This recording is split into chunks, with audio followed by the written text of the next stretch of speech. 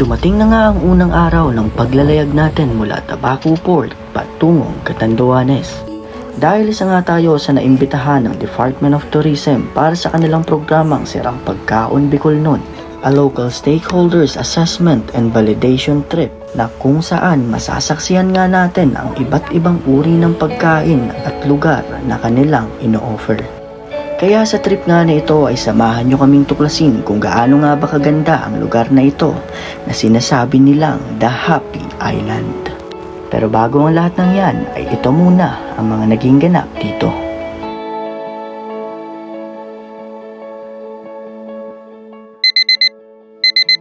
So yun, pinapainit lang natin yung makina ng motor. Ayun, sibunda na tayo ng tabako. Outfit natin, dali natin ng gamit. Tapos ito. Maaga nga ako ditong bumiyahe dahil kukunin ko pa ang camera sa amo ko na gagamitin natin sa trip na ito. Yo, what up guys? So bali nasa tabako na tayo. At nandito tayo ngayon sa bahay nila Ma'am Irene. So may kukunin lang tayong gamit and then proceed na tayo sa port kasi nandyan lang din yung port sa likod nila.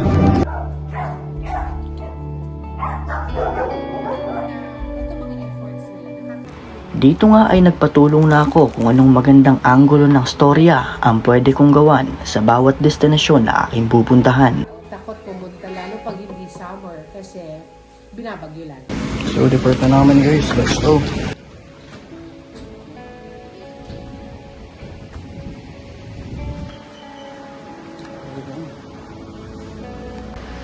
Ano ko po to, mga...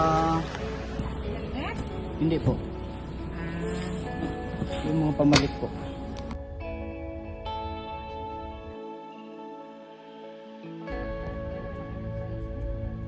Hindi na nga pinapasok ang sasakyan sa port kaya naman naglakad na lang ako at hinanap ang iba ko pang mga kasama.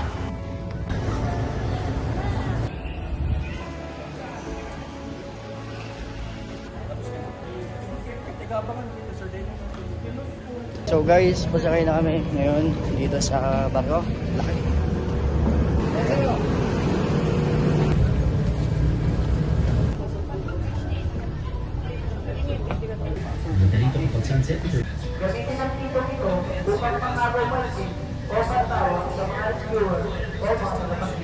Halos 3 oras din nga ang magiging biyahe natin patungong San Andres Port at ito nga rin ang unang beses na sasampa tayo ng barko. Kaya hindi ko rin alam kung anong magiging reaksyon ng pakiramdam ko sa biyaheng ito. Almost 1 hour na kami guys na nakabiyahe ngayon. So ayun, share ko lang din pala. First time ko lang din sumakay sa barko. Pero hindi, medyo nakakalula siya pero sanayan lang din talaga. So ito yung experience ko ngayon.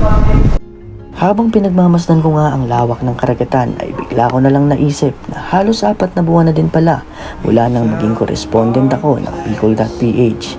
Kaya naman sobrang laki ng pasasalamat ko sa ganitong mga oportunidad na ipinagkakatiwala sa akin ng aming team. Our feet would sway to a voice in the breeze.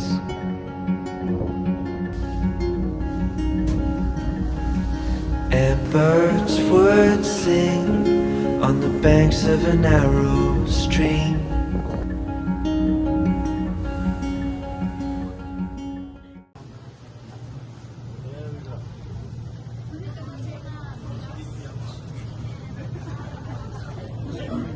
Dito na kami guys. Sasabihin na ba ito natin ang ano? 6 bilang. Pag 6 kami guys. So bumaba na kami ngayon guys. Nandito na kami sa San Miguel Port. Final saan? Ay, San Andres. San Andres pa lang. Dito nga ay dumiretso muna kami sa kanilang office dahil meron daw muna silang iaabot sa amin na pagkain bago kami tuluyang pumunta sa hotel na aming pag-iistayan.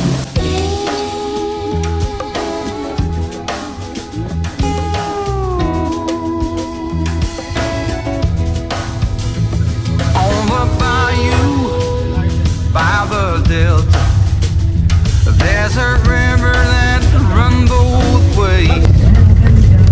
And the sun Abit nila ko tuloy guys.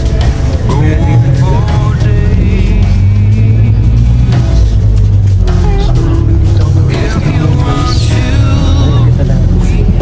na kami ngayon guys. Dito kami stay ngayon sa napakagandang hotel dito sa Catanduanes. At ito yung front view namin. Kung makikita nyo. Ayan. Seaside. And then, tignan nyo naman yung castle, parang malakasin din. So, punta na tayo doon. Ito yung binigay na room sa amin guys. Ayan. May cabinet dito. And meron ditong table. Ayan. Tapos meron din ditong CR. Yung fairness ang ganda ng CR nila. Ayan. Very aesthetic ng CR guys. Dito lang yan sa E-Ground sa Garak. So bali media partners tayo ngayon. Pagkatapos nga naming mag-ayos ay agad naman kami nagtipon-tipon dahil may pupuntahan pa kaming isa pang reception dahil may inihanda raw ang Birak na pa-welcome dinner at food demonstration para sa amin.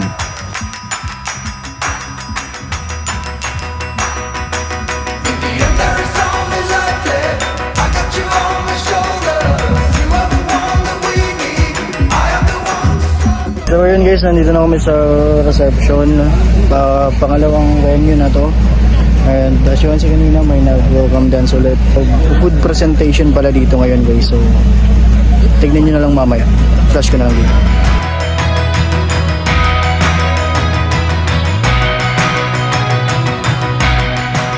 And then ginataang sinalpungan.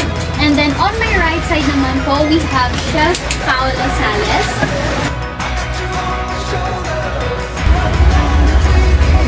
First bite. Thank you. Thank you.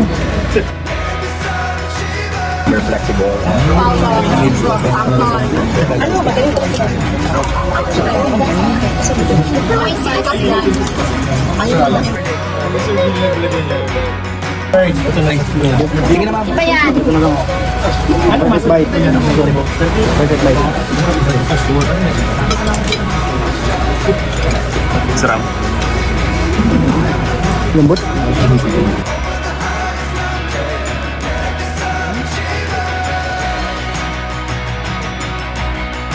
Pagkatapos nga ng food demonstration ay nandito na tayo sa exciting part, Yung food demonstration. ang Chibugan. Dito na kami ngayon sa catering. Kakain na kami.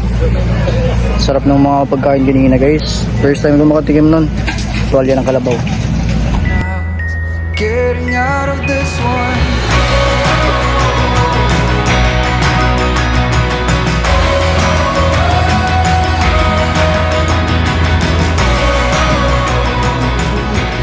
Pabalik na kami sa guys, sa hotel.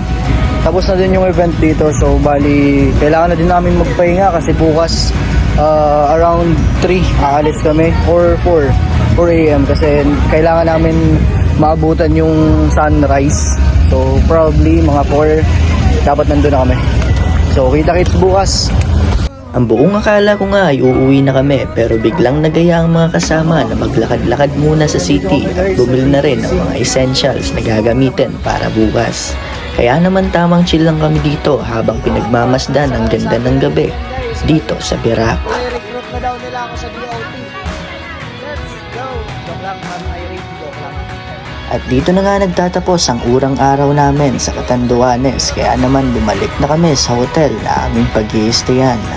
At samahan nyo pa rin kami sa mga susunod naming video dahil napakarami pang iba't ibang pagkain at lugar ang ating pupuntahan sa day 1 ng ating tour.